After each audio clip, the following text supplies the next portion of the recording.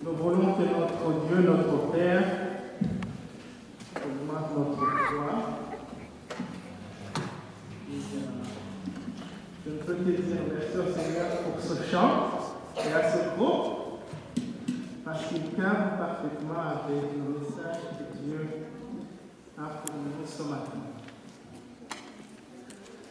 Prions. Éternel notre Dieu, merci pour ton amour. Merci parce que tu es un Père aimant qui cherche le bonheur de tes enfants.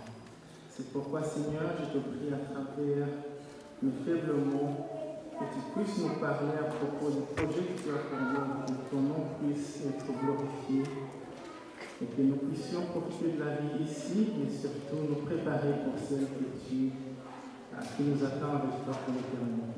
En Jésus, Amen. Donc, bon sabbat, frères et sœurs. C'est un plaisir d'être avec vous chaque sabbat. Ça faisait un petit bout de temps que je n'avais pas été devant vous pour prêcher. Donc, je n'ai pas besoin de vous dire que je suis un peu stressé.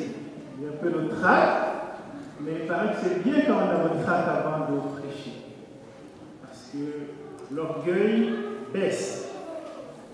Et on s'en tient entièrement à Dieu. Je vais juste relire notre verset d'aujourd'hui dans Ecclésiaste 11, les versets 9 et 10. Jeune homme, réjouis-toi dans ta jeunesse, livre ton cœur à la joie pendant les jours de ta jeunesse. Marche dans les voies de ton cœur et selon les regards de tes yeux, mais sache que pour tout cela, Dieu t'appellera en jugement. Bannis de ton cœur le chagrin et éloigne le mal de ton corps, car la jeunesse et l'aurore sont vanité. À première vue, certaines personnes qui ne se croient pas jeunes vont se sentir exclues. Mais j'aime dire que la jeunesse est jusqu'à ce qu'on arrive dans la tombe. À quel âge Dieu a-t-il appelé Abraham à partir de son pays? Vous souvenez-vous? À 70 ans. À 70 ans. Qu'est-ce qui arrive habituellement à 70 ans dans notre société? La retraite, sauf pour Jean. À 70 ans, le monde se dit, je suis fatigué, je suis vieux, je vais m'asseoir tranquillement. Et comme si cela n'était pas suffisant, à 80 ans, il a donné une mission à Moïse. Tout ça pour dire que le message d'aujourd'hui ne s'adresse pas aux 35 ans et moins, aux 40 ans et moins. Non. J'ai la certitude que le message s'adresse à tous et chacun ici présents. Et juste pour enchérir sur le verset, il nous dit: tiens compte de ton Créateur au temps de ta jeunesse, avant que t'adviennent les jours mauvais, et avant que ne viennent les années dont tu diras, je n'y prends point plaisir. Donc, réjouis-toi. Combien d'entre nous nous réjouissons dans notre vie? C'est bien, Daniel. Ok, quelques-uns. Il y a quand même quelques petites mains qui se lèvent, mais timidement. Dans ce cas-là, à quoi bon vivre si on ne se réjouit pas? Le monde nous vend le bonheur. Et nous sommes tous, en quelque sorte, à la poursuite de celui-ci. Chaque fois que je vois une publicité à la télévision, que ce soit une belle voiture, une belle maison, le dernier gadget, le message utile qu'on veut nous faire passer, c'est que, en ayant telle affaire, vous serez heureux. Si vous pouviez faire ce voyage et aller voir tel lieu, eh bien, votre joie sera comblée. Parce que même le monde extérieur réalise que pour vivre, nous avons besoin d'être heureux. Le premier article de la Déclaration de l'indépendance des États-Unis dit ceci. Nous tenons pour évidente pour elle-même les vérités suivantes. Tous les hommes sont créés égaux, ils sont doués par le Créateur de certains droits inaliénables. Parmi ces droits se trouvent la vie, la liberté et la recherche du bonheur.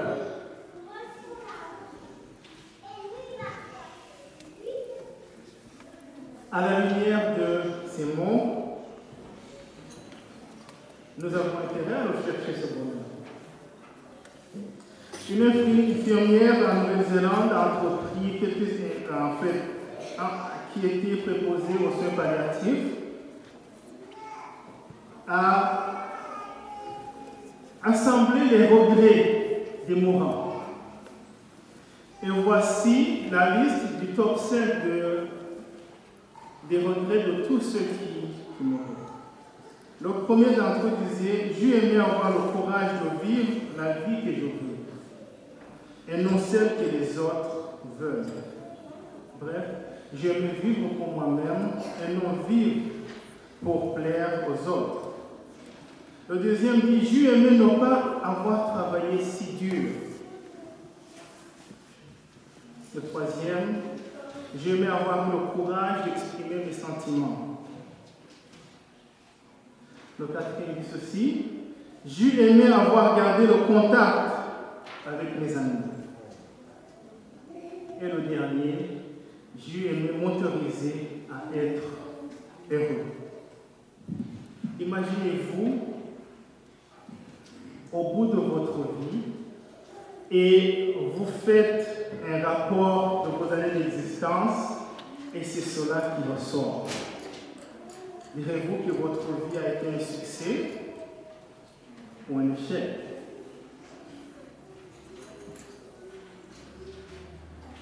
Peu de personnes réussissent à dire comme Job, en fait, du moins, et Job mourut âgé et rassasié de jours. Il est dit de la même manière d'Abraham. Il mourut vieux et rassasié de jours. Quand tu es rassasié, ça veut dire que tu es content. Tu es heureux de ton passage. Mais de nos jours, tel n'est pas le cas. Beaucoup de personnes meurent avec des regards. Et ce qui est encore plus triste, c'est que déjà parmi nous qui sommes encore vivants, bien bon nombre avons de regrets. Mais il ne devrait pas en être ainsi. Car voyez-vous, notre Père du ciel, comme tout bon papa, veut que ses enfants soient heureux maintenant et heureux pour l'éternité. Et pour ne pas briser son cœur, eh bien nous devons tendre à chercher ce bonheur. Je ne connais aucun parent qui va se réjouir en voyant son enfant dans le malheur. Si tel est le cas pour un père ou une mère terrestre, quel doit être le chagrin de Dieu quand il nous voit marcher comme si nous mangions des citrons chaque jour et chaque seconde de notre vie. Que faire alors pour être heureux ici-bas?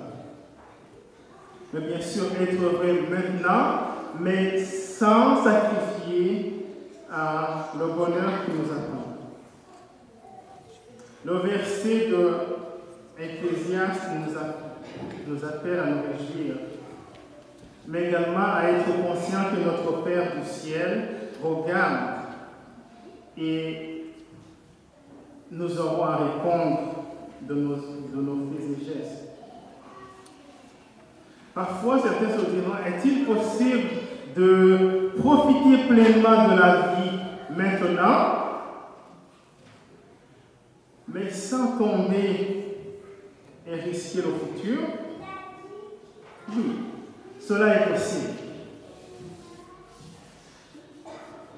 Mais pour y parvenir, nous devons vivre d'une manière qui n'est pas comme celle de tous. Nous devons vivre au-dessus des foules.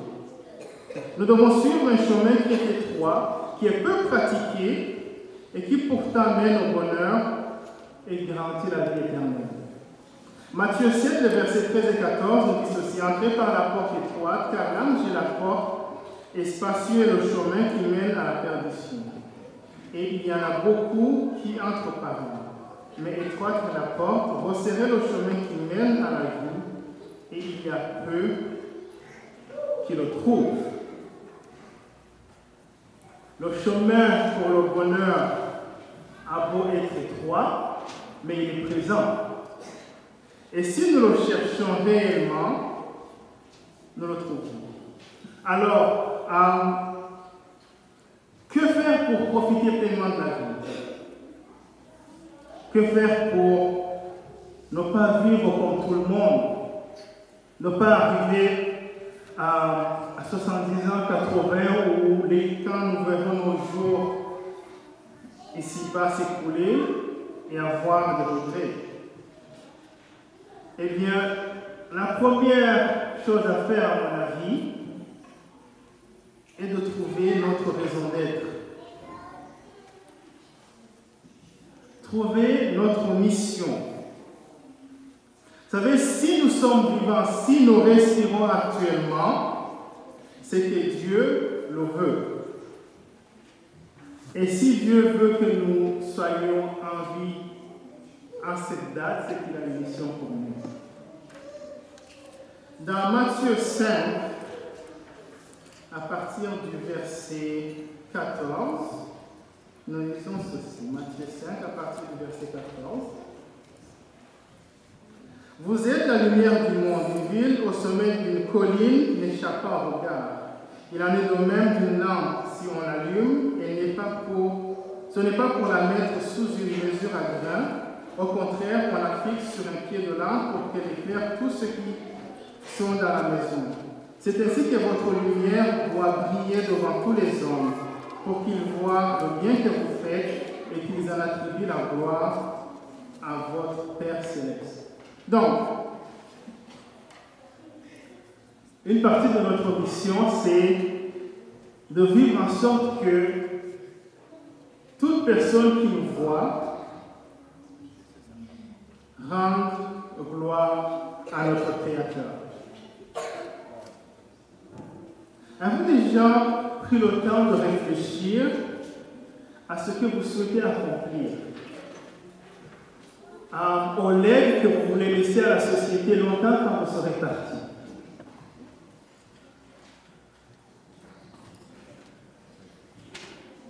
Ou nous sommes-nous déjà en fait moulés comme tout le monde, suivre ce que la société nous demande, étudier, avoir un travail, travailler jusqu'à 70 ans, 80, prendre sa retraite et préparer à aller dans le tombeau. Mais sans nécessairement réfléchir à ce que nous voulons laisser derrière nous. Vous savez, sans mission, il est difficile de mordre pleinement dans la vie. Voyez les entrepreneurs, voyez les gens qui travaillent et qui sont heureux de le faire. Et que ces gens-là se sont fixés une mission. Ils ont un objectif et cet objectif les motive. Il leur donne la force et l'énergie nécessaires pour accomplir leur travail au quotidien. Pour aller à un endroit, il faut déjà savoir que cet endroit existe. Si je veux aller à Chicago, mais que je ne sais pas que Chicago est là, et ce sera difficile de m'y rendre. Si je veux être heureux, mais que le bonheur, la joie n'est pas parmi les éléments que je recherche, eh bien, je ne l'atteindrai pas. Lorsque vous aurez trouvé votre mission, eh bien, recommandez-la à l'Éternel. Parce que le proverbe 16, verset 3 nous dit: recommande à l'Éternel tes œuvres et tes projets réussiront. Martin Luther King a dit ceci: un homme ne mérite de vivre que s'il a trouvé une cause pour laquelle il est prêt à donner sa vie. Avez-vous déjà trouvé une cause, une raison pour laquelle vous avez dit: je vais me donner corps et âme pour cette cause-là? Est-ce que vous l'avez? Êtes-vous prêt à vous donner corps et âme pour la cause du Christ? Et la cause du Christ, eh bien, elle peut être défendue dans tous les domaines de la vie. Si ton but est d'être un avocat, eh bien, tu peux être un avocat pour Christ. Si ton but est d'être un infirmier, une infirmière, tu peux être un infirmier, une infirmière pour Christ. Si ton but est d'être enseignant, informaticien, tu peux le faire. Nous pouvons le faire pour Christ. Et ce qu'il y a de génial, c'est qu'une fois qu'on a trouvé cette mission, eh bien, peu importe le nombre d'heures que nous travaillerons, nous serons heureux car nous ferons ce qui nous plaît et ce qui donne sens à notre vie. Donc, la première manière de vivre pleinement, c'est de trouver une mission. Et cette mission doit rendre gloire à Dieu. Après cela, nous devons être intègres. Et être intègres à nous-mêmes. Ne pas nous conformer au monde. Et ne pas suivre un chemin pour plaire à l'extérieur ou pour impressionner les gens qui nous entourent. Bon nombre d'entre nous sont maîtres à faire cela. Je vais faire ceci pour que tel autre le remarque et dise « Waouh !» Mais en fin de compte, quand nous sommes dans notre lit et que nous sommes confrontés à nos pensées, à notre réalité, à notre tristesse, la personne que nous souhaitions impressionner, bien, continue sa vie tranquillement. Donc, assurons-nous que ce que nous accomplissons soit une étape et serve à avancer notre cause et notre mission.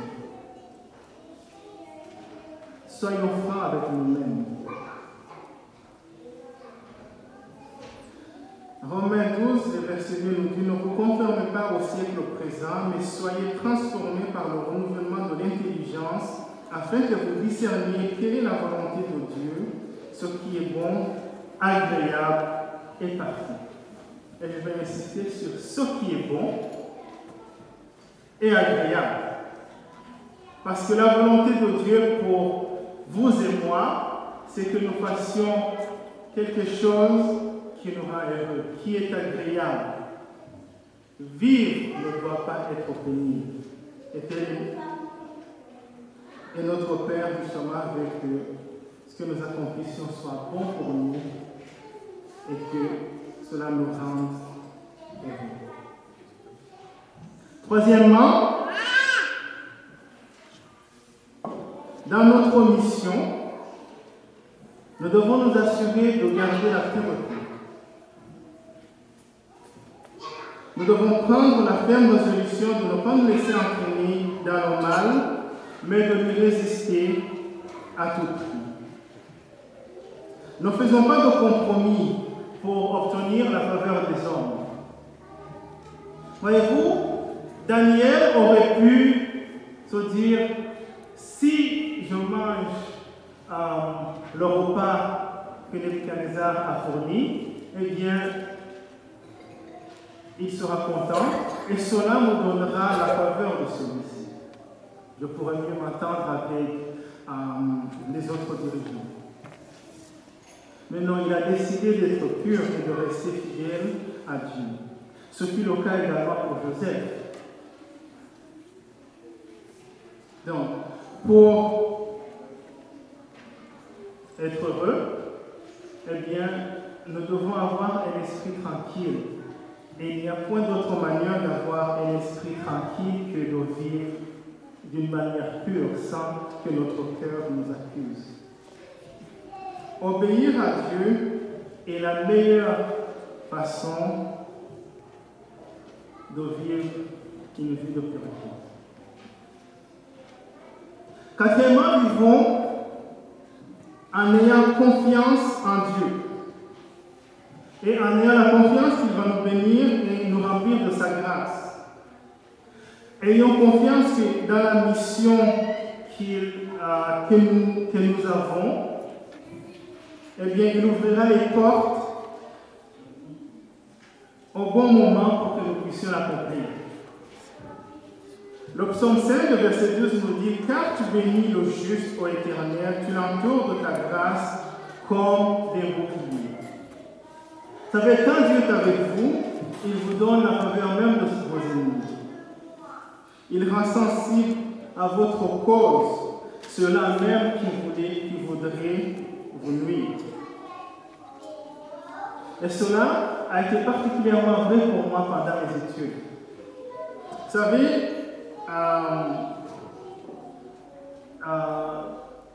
pour certains à l'université, des fois les examens sont obligés d'être le samedi ou le dimanche. Et certains examens sont plus difficiles que d'autres à déplacer. Quand c'est un examen clinique qui coûte à peu près $10 000, aller et s'opposer à celui-ci est difficile. Et dire, vous savez, je ne pourrais pas faire cet examen en même temps que tous les autres. Donc, vous allez devoir appeler les cliniciens, rappeler les acteurs pour que je puisse faire l'examen un autre jour que le jour du samedi. Et quand ça fait 4 ans que vous étudiez, qu'il vous reste juste une année et que vous êtes endetté par-dessus la tête pour pouvoir arriver à ce point-là, c'est très difficile de dire je préfère obéir au sabbat que de faire cet examen. Mais quand l'Éternel bénit, il bénit entièrement. J'ai réussi à faire 6 examens essentiels pour pouvoir graduer, et ces 6 examens ont été différés. Donc, quand on fait confiance à l'Éternel pour nous bénir, eh bien, il bénit entièrement. Donc, faisons-lui confiance. Après ça, faisons confiance à Dieu pour nous bénir dans la mission qu'il nous donne et dans la mission que nous nous sentons poussés à accomplir.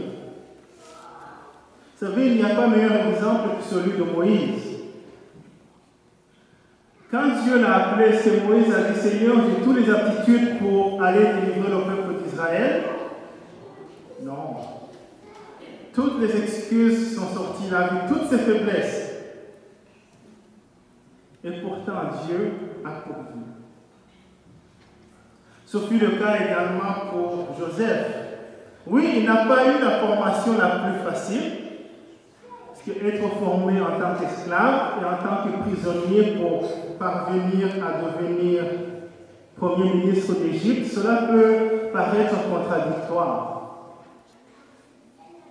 Mais Dieu équipe et forme ses enfants pour la mission qu'il a.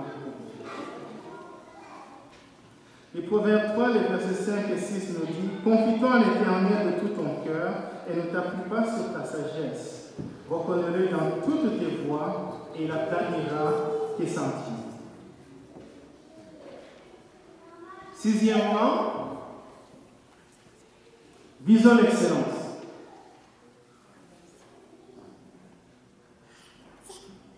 Ce que vous avez à faire, ce que nous avons à faire, faisons-le tellement bien que le vivant, le mort et même celui qui aura à naître ne puisse pas faire mieux.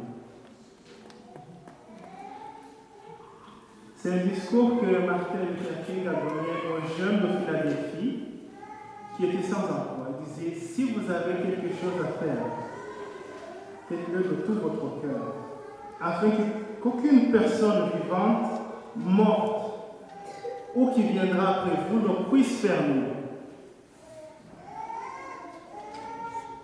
Et étant donné que nous n'avons que cette vie à vivre, du moins sur cette terre, eh bien, donnons le meilleur de nous-mêmes.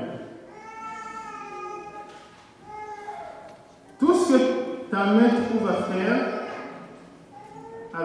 fais-le avec ta force. Car il n'y a rien, il n'y a ni œuvre, ni pensée, ni science, ni sagesse dans le séjour des morts où tu vas. Et Colossiens 3, le verset 23 nous dit ceci, tout ce que vous faites, faites-le de bon cœur, comme pour le Seigneur et non pour les hommes. Vous savez, à la fin de chaque journée de travail, de chaque semaine, nous devrions pouvoir parler comme notre Père du ciel, lors de la création. Après chaque journée, qu'est-ce qu'il disait? Et voici ce qu'il avait, ce qui est fait était bon. Et au bout du 7e jour, il regarda tous ses œuvres et dit, et voici, tout était très bon. Qu'il est agréable quand on finit une journée et qu'on remarque ce qu'on a fait et dire, waouh, je suis content de ce que j'ai accompli. Et bien sûr, quand arrive le jour où nous devons nous reposer, eh bien, nous nous reposons sachant que nous avons donné le meilleur de nous-mêmes. Septièmement, nous devons réaliser que dans la poursuite de nos rêves, eh bien, des difficultés peuvent survenir. Et pour cela, nous devons apprendre à cultiver une attitude supérieure. Lorsque les difficultés surviennent, eh bien, il est essentiel de ne pas nous abattre, mais de nous relever.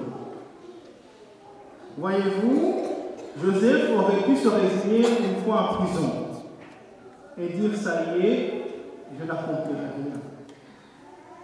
Une fois dans la fosse au lion, Daniel aurait pu abandonner. Et quand Job a tout perdu, eh bien, il aurait pu juste laisser tomber Dieu et demander la mort. Mais quand le chemin devient difficile, c'est le moment propice pour tenir plus fermement la main de Dieu, afin que nous ressortions de ces difficultés encore plus fortes. Si la vie vous lance des citrons, faites-en une limonade.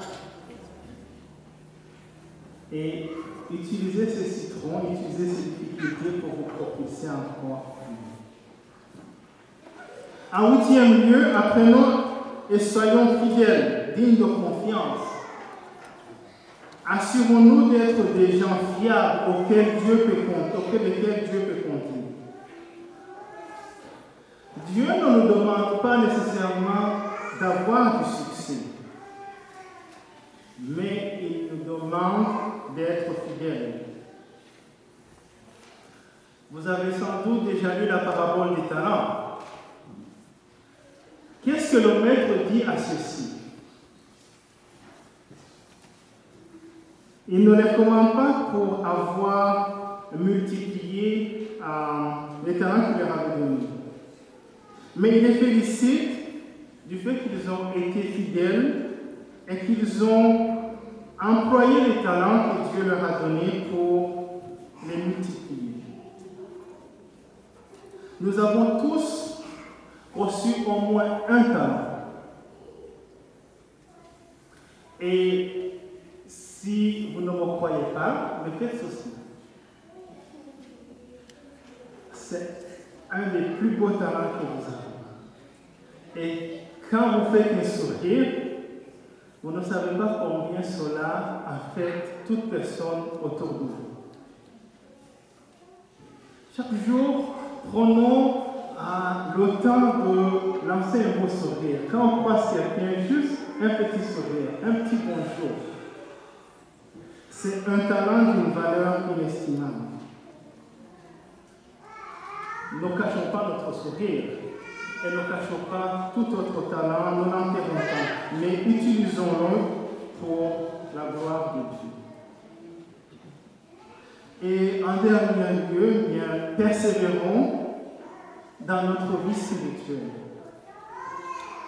Passons le temps dans la parole de Dieu et dans la prière afin d'approfondir notre relation avec notre Papa qui est au ciel. Après tout, il nous est dit, réjouis-toi, mais rappelle-toi que ton Père prend note de tout cela. Au psaume 119, verset 11, nous lisons, je serre ta parole dans mon cœur afin de ne pas pécher contre toi. Et au verset 105, ta parole est une lampe à mes pieds et une lumière sur mon sentier. Quand nous avons une mission, eh bien, il est essentiel que cette mission nous soit éclairée par la parole de Dieu. Et bien sûr, quand nous y passons du temps, eh bien, Dieu nous donne cette assurance. Vous me chercherez et vous me trouverez, si vous me cherchez de tout votre cœur. Donc, frères et sœurs, c'est 9 petits points. Il y en a sans doute plusieurs autres. Et beaucoup peut être fait pour nous assurer le bonheur ici-bas. Mais je suis convaincu que si nous avons une mission, si nous restons fidèles et intègres à nous-mêmes à cette mission, si nous sommes résolus de vivre d'une manière pure et que nous faisons confiance en Dieu pour nous bénir et pour nous équiper, tout en visant l'excellence et en donnant le meilleur de nous-mêmes dans tout ce que nous faisons, eh bien, à la fin de nos jours, nous pourrons parler comme Paul et dire, j'ai combattu le bon combat, j'ai fini ma course, la couronne de victoire m'attend. Donc, frères et sœurs, mordons dans la vie avec joie, passons du temps avec notre Père, afin qu'il nous révèle sa mission pour nous et que nous puissions nous préparer dans la joie à ce retour. Amen. Amen.